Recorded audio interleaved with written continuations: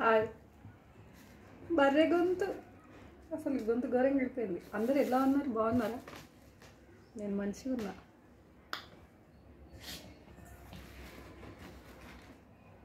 చిక్కుడుగా తీసుకొస్తున్నా, ఇవి తినడానికి పెట్టుకున్నా. సంతాలు ఫ్రిడ్జ్లోకి వెళ్ళి తీసుకొని పక్కనే పెట్టిన. చిక్కుడుగాయ చించుతున్నా ఖాళీ టైంలో. సో నేను తినేసిన ఆల్రెడీ. ఇప్పుడు ఎంత అవుతుందంటే టైము 9:30 అయిపోయింది.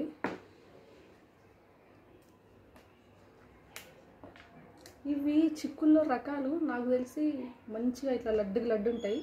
ఆ చిక్కులు ఇంకా బాగుంటాయి. ఇది కొంచెం మందం ఉంటుంది, దీని తోలు మీకు చూపిస్తా. మందంగా ఉంటుంది తోలు. ఇది కొంచెం లేటు ఉడుకుతుంది. ఇంకా ఒకటి సట్టలు, మొత్తం సట్టలు ఉంటాయి చిక్కుడు. అది పలుసగా ఉంటుంది. అంటే ఇది మందంగా ఉంది కదా తోలు, అది సట్ట చిక్కుళ్ళు సట్టయి చిక్కుళ్ళు పలుచగా ఉంటుంది. ఆ తొందర ఉడుకుతుంది. ఆ కూర మంచిగా ఉంటుంది. గుడ్ల చిక్కుడుకాయలు, గెల చిక్కుళ్ళు అంటారు కావచ్చు. గెలకు మస్తు ఇట్లా బంచి ఉంటాయి. అవి కూడా అసలు సూపర్ ఉంటుంది కూర.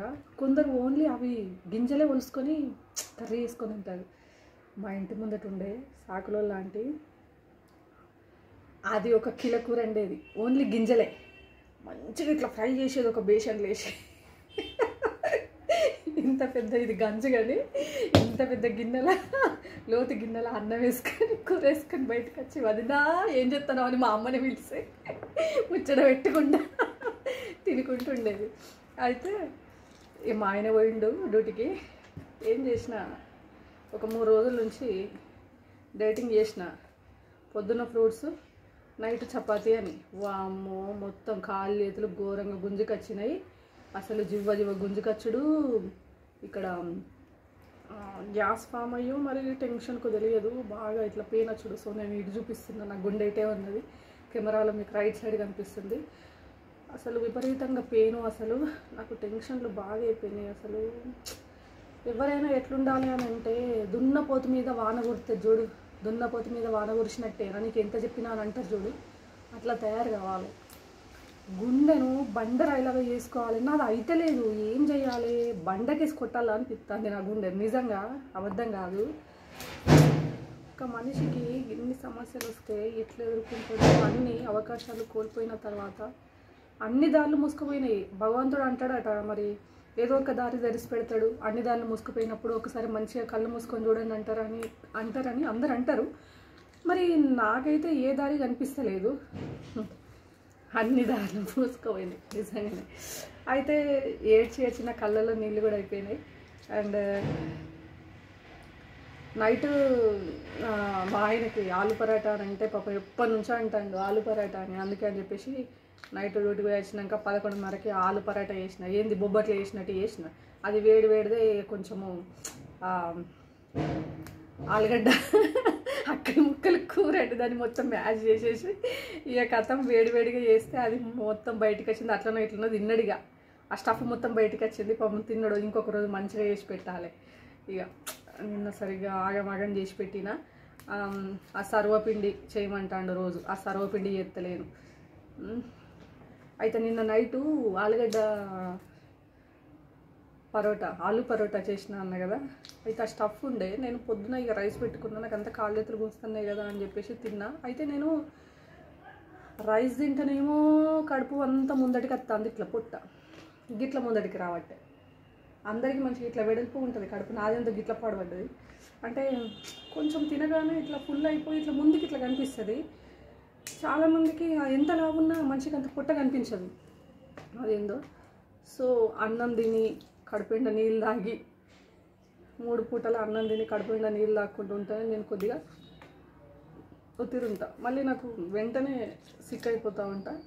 సో 3 పూటలు తిన్నా కూడా, ఎందుకంటే నాకు థైరాయిడ్ ప్రాబ్లం ఉంది. అండ్ ఇంకేమేమి ఉన్నాయి లోపల చాలా నాకు సింటమ్స్ తెలుస్తున్నాయి, కానీ ఇంకా నేను చెప్పలేకపోతున్నా. నాకైతే లో బీపీ ఉందో ఏమో అనిపిస్తుంది. దొబ్బినట్టు అవుతుంది చాలాసార్లు. ఇంకా ఇక్కడ బాగా పెయిన్ వస్తుంది. అది 2020 నుంచే ఏమో వస్తుంది. ఇక మా ఆయన వాళ్ళ ఫ్యామిలీ వల్ల అప్పుడు స్టార్ట్ అయింది. ఇంకా తర్వాత రెగ్యులర్గా కంటిన్యూ అయితేనే ఉన్నది. చీటికి మాటికి పట్టిగానే కోపం వస్తుంది నాకు. అది ఏంటంటే నా తప్పు లేకున్నా నన్ను అంటే వెంటనే కోపం వస్తుంది. నేను ఎవరు నానను అసలు దాదాపు. సో ఏదో చెప్దాం అనుకుని ఏదో చెప్పిన. అయితే నైట్ ఆలుగడ్డ కర్రీ ఉండే కదా, అది వేసుకొని వేడివేడి అన్నం 2 బుక్కలు తిన్నా. మంచిగా లేదు, దాంట్లో ఉప్పే లేదు. సో నేను ఆ చపాతీలా ఉప్పు వేసిన కాబట్టి దానికి సెట్ అయినట్టున్నది. ఇక ఇప్పుడు ఈ చిక్కుడుగా అండాలి ఆయనకు. ఆయన డ్యూటీకి పోయిండు. ఇక వస్తుంది మా ఆంటీ. మీకు చెప్దాం అనుకుంటున్నా. ఇగో నేను ఇప్పటికీ ఇది 4వ ఇల్లు మాది. అన్నీ హడావడిగా తీసుకున్నాయి. ఏది కూడా మంచిగా చూచి మంచోళ్ళ కాదా, ఇక్కడ ఉండొచ్చా ఉండగలమా అన్నట్టుగా ఎక్కడ చూడలేదు. అంత హడావడిగా తీసుకున్నదే ఉన్నది ఎక్కడైనా కూడా. అయితే మేము అనుకోకుండానే ఇక్కడ కూడా అనుకోకుండానే వచ్చినాము. అమ్మో దేవుడా, నేను 2 ఇండ్ల సమస్యలు చెప్పిన, 3వ ఇంటి సమస్యలు ఇంకా నేను చెప్పలేదు. ఏ వీళ్ళకి బోర్ కొడుతుంది కావచ్చు, ఎందుకు చెప్పుడు అయ్యేదని అనుకున్నా. కానీ అందరికీ తెలియాలని నేను చెప్తున్నా. అంటే ఇట్లా కూడా ఉంటాను అని అంటే మీకు తెలుసు కావచ్చు, కానీ నాకు టచ్ అయిన వాళ్ళు ఈ రకంగా ఉన్నారు అని చెప్పడానికే నేను చెప్తున్నా. మీ టైం వేస్ట్ చేస్తలేను. మీకు నచ్చితే వీడియో చూడండి, లేకపోతే లేదు. ఇది ముందు చెప్పాల్సిన విషయము. అసలు నేను ఇంత టైం అయినాక చెప్తున్నా. ఈ ఆంటీ ఉన్నది, వామ్మో దేవుడా. ఒకసారి నన్ను చూడండి, నా పాత వీడియోలు చూడండి. ఇంకిప్పుడు ఇంకో ఈ తీరున్న 2 నెలల నుంచి సెల్లు దాని ఏమంటారు 2 నెలల నుంచి అని చెప్తున్నా కదా. అయితే సెల్లు కిటికీకి పెట్టిన, అది కింద పడితే మళ్ళీ వలుగుతుందని ఇక్కడ టవాల్ వేసిన, అది బోర్లో పడితే ఇట్లా వలుగుతుందని. ఎందుకంటే ఇప్పుడు కొన్ని సిచ్యువేషన్లో లేము. నన్ను మా ఓనర్ అంటే ఇది చేప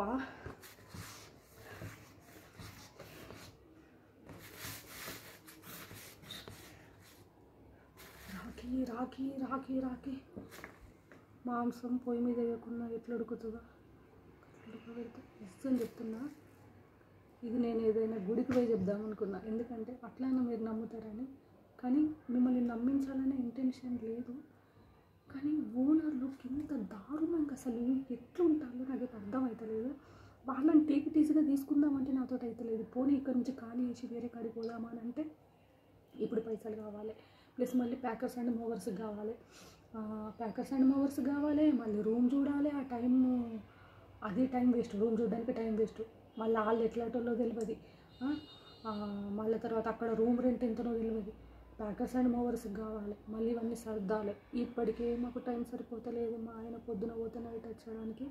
ఇంకా ఇల్లు ఏం చూస్తాము మళ్ళీ ఈ ఫైనాన్షియల్ ప్రాబ్లంలో మళ్ళీ వేరే కాడికి పోయి మళ్ళీ ఎట్లుంటాము.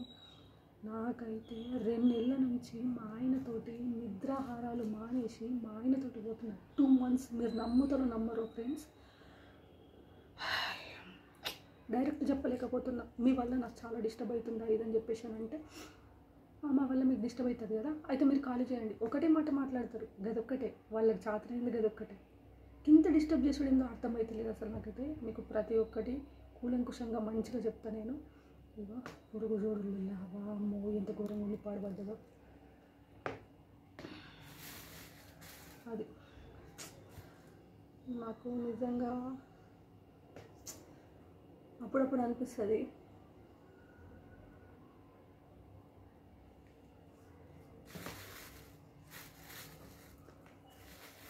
ఎందుకు పుట్టించిండా ఈ దేవుడు నన్ను అనిపిస్తుంది. అంటే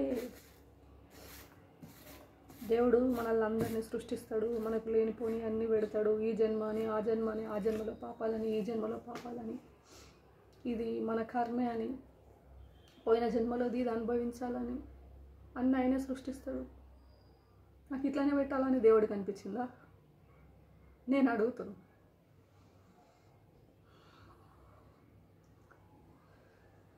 ఎవరికైనా బాధలు వచ్చినప్పుడు ఫైనాన్షియల్గా చూసుకోకుండా మంచిది, కానీ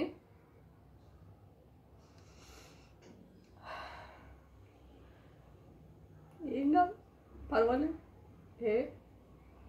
ఏం కాదే అనని మానసిక స్థైర్యాన్ని, బతకాలనే ఆశను కించపరచకుండా నిందించకుండా ఉండే మన చుట్టాలల్లా మనోళ్ళు ఎంతమంది